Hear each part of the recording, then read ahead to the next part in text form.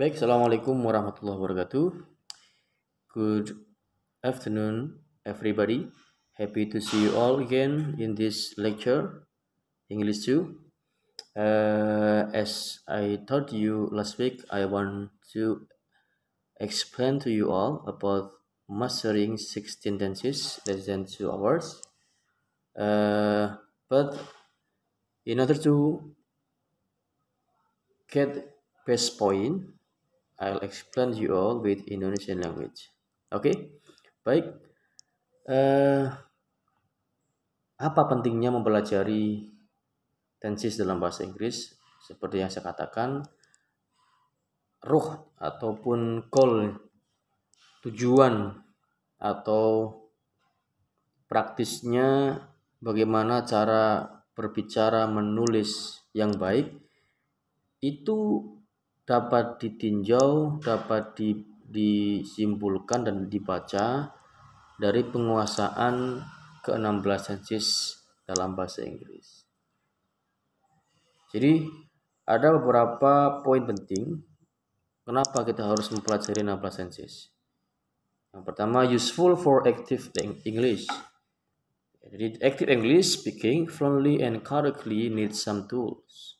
And the most basic and the most urgent tools to speak well is mastering 16 tenses. Jadi sangat dibutuhkan untuk bahasa Inggris aktif. Dalam artian berbicara dengan lancar, lanyah, dan juga benar secara gramatikal itu membutuhkan beberapa tools ataupun grammar ya. Nah, yang paling penting, tools yang paling penting itu adalah menguasai 16 tenses. Kemudian yang kedua, useful for passive English. Jadi digunakan juga untuk bahasa Inggris pasif. Maknanya, the passive English means using English language in some written text, such as the kind of English text, structured text, reading text, etc. Jadi mungkin beberapa dari kalian untuk ngomong kurang pede ya. Nah ini adalah istilahnya bahasa Inggris pasif. Itu digunakan kapan? Ketika kalian semua menggunakannya dalam tulis menulis bahasa Inggris, seperti digunakan dalam membuat beberapa macam-macam teks, seperti misalkan ya ada naratif teks, ada recount teks dan sebagainya, ada descriptive teks tuh ya, procedure teks. Nah itu. Kemudian juga structure teks ini digunakan bagaimana kalian bisa menganalisa sebuah kalimat, mana subjeknya, mana verbnya dan sebagainya. Itu penting ya, menguasai dan menggunakan 16 tenses. Nah, kemudian apa itu sebenarnya definisi dari tenses itu sendiri dan jenisnya apa saja? What are tenses in English? How many tenses do you know? Nah, ini ada berapa nih 16? Ada berapa tenses itu? Tentu ada 16 ya. Coba sebutkan itu.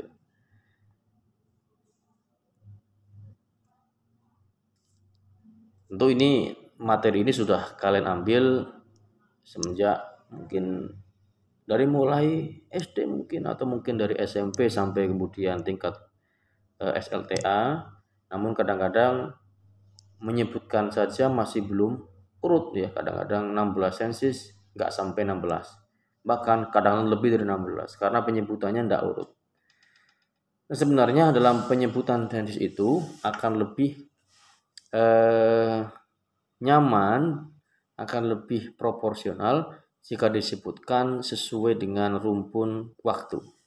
Karena rumpun waktu dalam bahasa Inggris itu ada 4. Yang pertama rumpun present atau rumpun sekarang, kemudian rumpun lampau atau past tense, kemudian rumpun future atau mendatang yang belum terjadi, kemudian rumpun yang terakhir rumpun past future, yakni gabungan antara lampau dengan mendatang. Ini yang kemudian rumpun keempat ini jarang digunakan dalam tulis menulis karena memang ini rumpun yang past future ini digunakan untuk pengandaian yang mustahil terjadi. Ya, kenapa? Contoh begini, pengandaian yang mustahil terjadi itu, contoh si Ahmad dan si Ari itu dua orang yang satu umur, yang sekarang sudah tua. Si Ahmad katakan sukses, si Ari nggak sukses. Dulu kuliah bareng misalkan. Namun si Ahmad ini sudah sampai gelar profesor, sukses ya, hidup dengan bahagia, ya, berkualitas. Namun si Ari ini rupa-rupanya waktu S1 nggak selesai kuliah. Karena apa? Bukan karena nggak mampu, karena malas. Nah kemudian si Ari melihat keadaan si Ahmad, dia ngomong dalam batinnya atau mungkin ngomong langsung. Waduh, seandainya dulu saya kuliahnya nggak males ya, mungkin saya sudah lulus lanjut S3 profesor seperti Ahmad. Tapi itu nggak mungkin terjadi. Sekarang sudah tua, nggak mungkin toh. Kemudian kuliah satu lagi, ya mungkin tapi susah sekali. Nah, ini past future itu pengandian yang kemungkinan terjadi sangat-sangat susah bahkan mustahil. Dulu seandainya saya seperti Ahmad, maka saya akan, ya kan, dulu dan akan. Itu past future. Nah kemudian targeting potencies cannot be spared from activities or action and time. Jadi berbicara tentang intensitas itu tidak bisa dilepaskan dari yang dikatakan sebuah aktivitas ataupun action, aksi, pekerjaan, dan juga waktu. Jadi apa namanya? Ada hubungan erat antara tindakan, peristiwa, dan waktu. Kemudian waktu yang dimaksud waktu itu bisa berhubungan waktu yang tadi saya sebutkan, waktu sekarang, waktu lampau, kemudian waktu mendatang. Ini time. Kalau aktivitas kan nggak mudah ya. Contohnya ya menulis, membaca, makan, tidur, misalkan itu namanya aktivitas. Ada pekerjaannya. Nah, dan ini point of the time atau four fundamental time ini ada 4 waktu yang ada di kehidupan kita ya, tidak hanya dalam bahasa Inggris. Jadi past itu lampau, durasinya itu ya lebih dari 24 jam atau 1 hari, itu dikatakan lampau. Ya, kemudian ada present. Present itu maknanya masih ruang lingkupnya 24 jam dalam hari ini, itu present. Ini rumpun waktu. Kemudian future itu kurang dari 24 jam, maknanya belum terjadi sama sekali. Nah, ini gabungan antara past dan future ini kemudian disebut past future delusion. Itu ya istilahnya hal yang ya mungkin susah terjadi, kalaupun mungkin sangat-sangat susah, itu namanya past future. Nah ini ya, present, past, future, and are real time. Jadi rumpun present, past, dan future itu merupakan real time. Kenapa? Itu terjadi real. It means all activities exactly did, do, or will do. Jadi maknanya aktivitas peristiwa itu benar-benar telah terjadi, ataupun sedang terjadi, ataupun akan terjadi. Itu kan namanya real time. Sedangkan past future itu unreal time. Tidak real. Kenapa? Because it's combination between past event and future event. Jadi, for example, an old man thinks to come back to this yacht. That's impossible and just a delusion. Itu hanya sebuah delusi. Angan-angan belaka, nggak mungkin terjadi. Mau masa tua kembali ke masa muda kan nggak mungkin toh. Itu namanya unreal time. Nah, ini kinds of tenses, jenis-jenis tenses tadi disebutkan. Ada rumpun present, ada rumpun past tense, ada rumpun future, past future. Nah, masing-masing rumpun itu memiliki 4 cabang. Ya. Nah, present sendiri memiliki yang namanya anak atau cabang present tense, present continuous, present perfect, kemudian present perfect continuous. Nah, jadi yang perlu kalian perhatikan istilah-istilahnya hanya sedikit. Ya, present itu memiliki continuous, juga memiliki perfect, kan itu ya. Nah, yang terakhir perfect continuous itu gabungan antara perfect dan continuous. Jadi kesimpulannya hanya ada 2 istilah yang perlu kalian hafalkan, continuous sama perfect. Rumpun past juga sama, ada past tense, past continuous, kan sama ya, present memiliki continuous, juga past juga punya continuous. Kemudian present perfect juga past juga punya perfect. Ya, selain juga present perfect continuous juga ada past perfect continuous, sama. Jadi istilahnya sama. Ini future juga future tense, future continuous, future perfect continuous. Sama dengan past future juga past future tense, past future continuous tense, past future perfect tense, past future perfect continuous. Nah, ini semuanya sama. Nah, selanjutnya ada istilahnya basic function of tenses. Jadi fungsi dasar tenses. Jadi masing-masing tenses itu sebenarnya memiliki banyak fungsi, tapi kalau disebutkan semua banyak sekali ya. Tapi saya akan sampaikan hanya yang fungsi basic atau fungsi dasarnya. Jadi fungsi present itu untuk apa? Untuk waktu yang selalu terjadi. Ini present tense. Selalu terjadi atau hal yang sudah pasti. Contoh, bumi itu bulat, ya. Kemudian gula itu manis, ya kan? Itu sudah pasti, itu nggak mungkin gula makanya sugar was sweet. Gula itu was kan lah, artinya kan lama ya, waktu lampau, bentuk dari past tense dari is. Kalau sugar was sweet berarti maknanya gula itu dulu manis, sekarang nggak manis. Nah, maka yang namanya gula itu manis sudah hal kepastian, maka selalu pakai present. Sugar is sweet, misalnya gitu. Itu present. Misalkan bagi kalian mahasiswa selalu belajar ya, he always studies, misalkan English, misalkan he always studies, misalkan law dan sebagainya itu. Misalkan he always studies English every, misalkan Monday at 2 p.m. misalkan dia selalu belajar bahasa Inggris di setiap hari, misalkan Senin pada jam 2 siang misalkan. Itu selalu ya, jadwalnya begitulah gitu. Nah, kemudian past tense itu untuk yang sudah terjadi atau telah terjadi. Itu gampang ya. Kemarin saya barusan pergi ke Simpang 5. Yesterday I went to Simpang 5, macam begitu. Kemudian future itu untuk menyatakan sesuatu yang akan terjadi, belum terjadi. Ini planning, misalkan tomorrow I will go to Bandungan, misalkan for my vacation, untuk liburan, misalkan. Past future ini untuk waktu yang akan terjadi di masa lampau. Jadi yang di atas saya sampaikan ini sesuatu yang susah atau mustahil terjadi, ini hanya delusi gitu.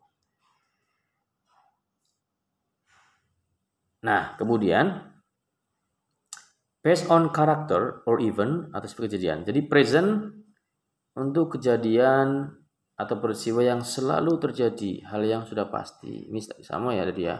Kemudian past tense untuk kejadian atau peristiwa yang telah terjadi.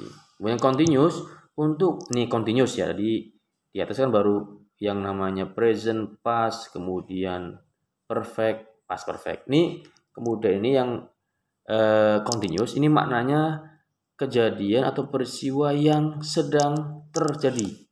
Bukan baru ya, lagi terjadi, sedang terjadi, dalam proses. Misalkan sekarang kita sedang dalam pelajaran bahasa Inggris, ya kan? Atau kita sedang belajar tenses. We are now studying atau learning 16 tenses. Nah, ini sekarang sedang belajar 16 tenses. Itu namanya sedang dalam proses. Kemudian perfect itu peristiwa yang sempurna atau baru selesai dikerjakan. Kalian mungkin pernah dengar istilah perfect ya. Perfect itu sempurna kan? Maknanya peristiwa atau kejadian atau kegiatan barusan selesai atau telah sempurna dikerjakan. Itu namanya perfect. Kemudian future itu maknanya suatu yang belum dikerjakan atau akan dikerjakan. Nah, jadi sebenarnya 16 tenses itu merupakan gabungan antara jenis waktu dan sifat waktu. Jenis waktu tadi ya, ada present, ada past tense, ada future, ada past future. Nah, dari sifatnya kan ada yang continuous, ada present, ada perfect. Itu sifatnya. Oke. Jadi 16 tense itu merupakan gabungan antara jenis dan sifat waktu. Contoh tadi ya, ada namanya present continuous, gabungan rumpun waktu present dengan continuous sifat. Ada past continuous, ya, gabungan antara rumpun waktu past tense lampau dengan continuous yang sedang dalam proses berlangsung. Contoh past perfect itu gabungan antara rumpun waktu lampau dengan perfect yang telah sempurna dikerjakan. Gitu. Nah, nih contoh nih.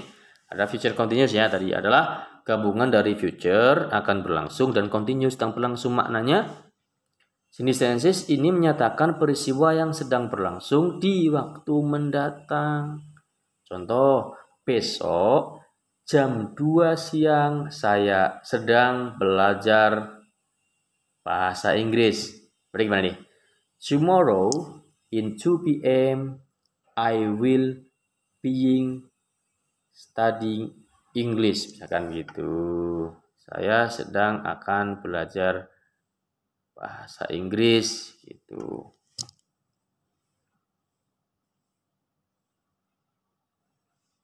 Nah, kemudian sekarang kita akan mempelajari yang namanya rumus. Setelah mengetahui apa tadi jenis-jenisnya, apa itu jadi jenis dan sifatnya, kemudian sudah diajarkan cara menyebutkan ke-16 tenses dengan baik dan urut ya. Sekarang kita lanjut ke formula atau rumusnya. Nah, ini past future nih, misalkan kombinasi dari past dan future, lampau dengan mendatang. Contoh, she would, ini rumusnya kan, subject plus would, bukan sih ya, tadi subject plus would atau should plus verb 1 plus object. Ini rumusnya. Loh kenapa kok would should? Oh, rupanya ada asal muasal tuh. Asal muasal rumusnya, jadi past itu memiliki ciri khas verb 2. Ya kan? Sedangkan future itu memiliki ciri will atau shall plus verb 1. Nah, kemudian gabungan rumus atau ciri khas dari past tense dan future itu kita kombinasikan. Past itu verb 2, future ada will atau shall verb 1. Nah, verb 2-nya will atau shall kan would atau should. Sudah selesai. Would should turun ke bawah, subject plus would should plus verb 1 turun ya, plus object. Ingat, dalam kalimat itu pasti ada subject. Ini yang pasti ya. Kemudian objek itu belum tentu ada. Maka kalian abaikan. Maka saya di sini saya kasih warna merah kan biar ini subjek dan objek kalian abaikan karena sudah mesti adanya atau mungkin untuk subjek ya. Tapi objek bisa dikasih boleh nggak tergantung jenis verbnya.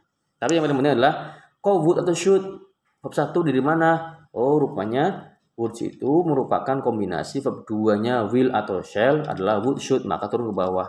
Nah, itu. Verb 1 sisanya kan turun ke bawah juga. Nah, past continuous misalkan gabungan antara past dan continuous.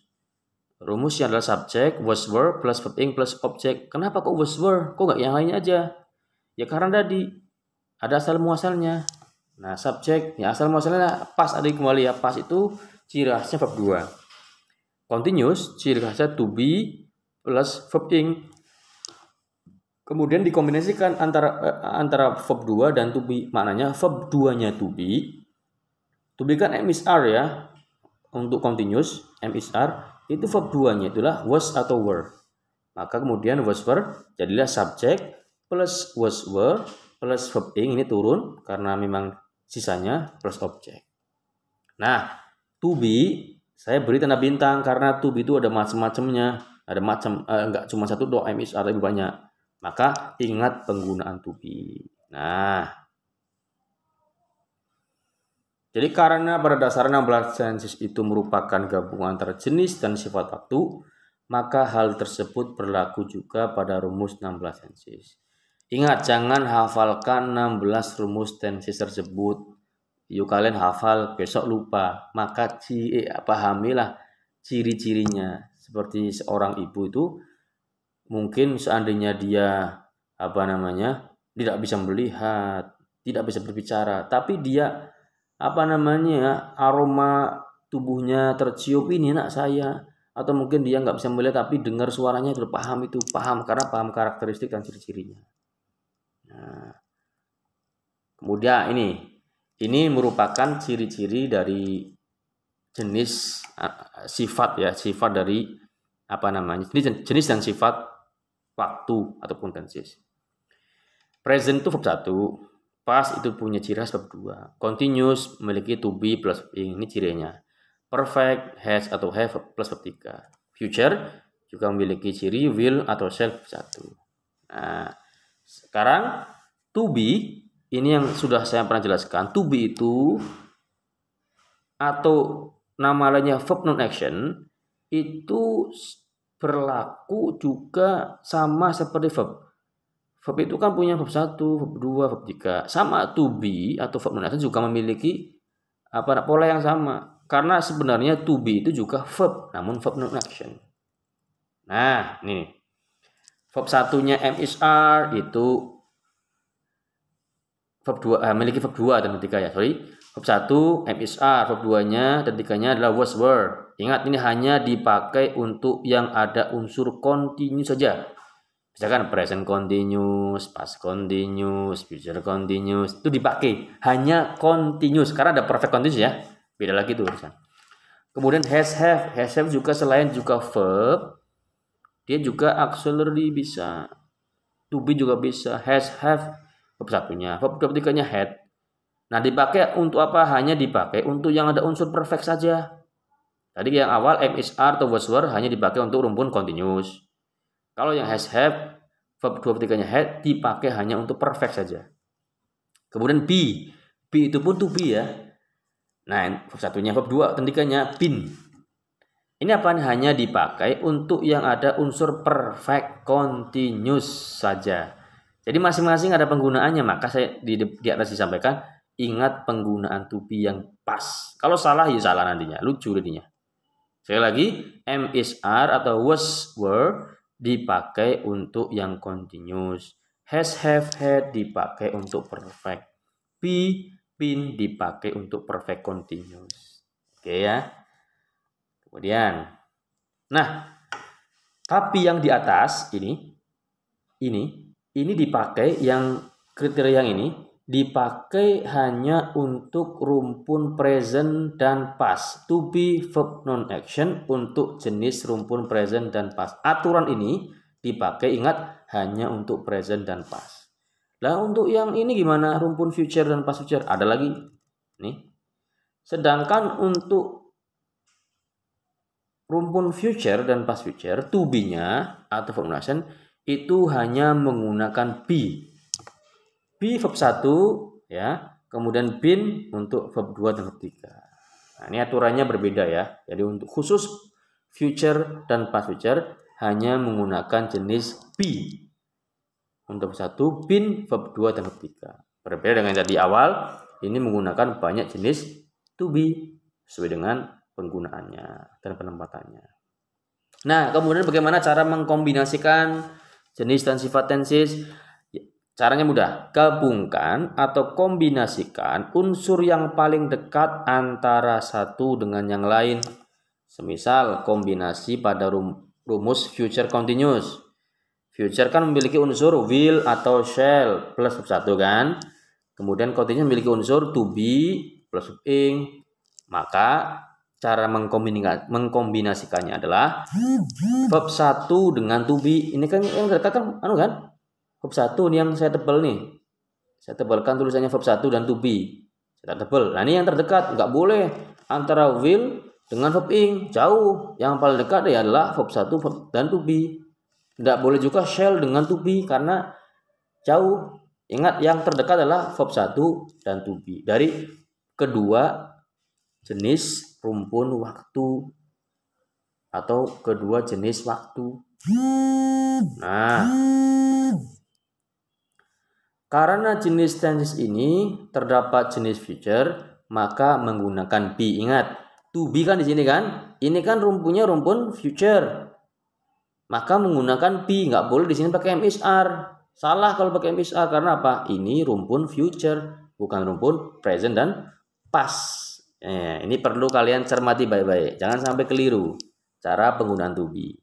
Maka hasil kombinasinya adalah verb satunya dari be sama dengan be, maka rumusnya itu akan ketemu subjek plus will atau shall plus be plus verb ing. Ini future continuous.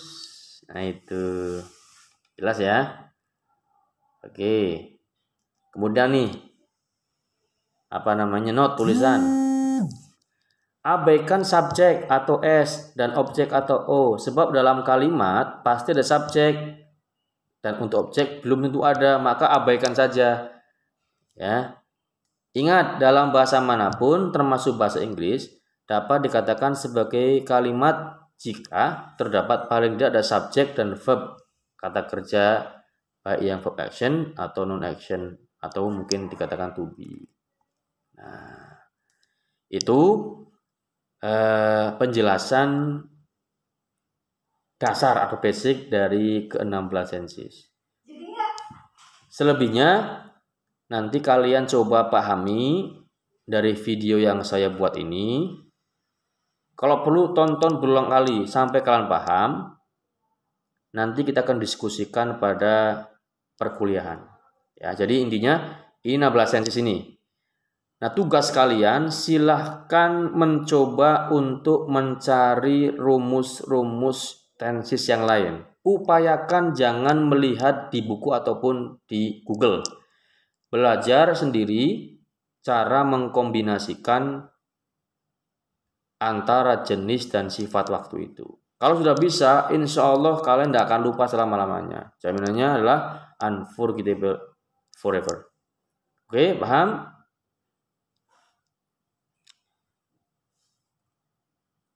Nanti kita akan bahas untuk contoh-contohnya di pertemuan dan video yang selanjutnya. Terima kasih.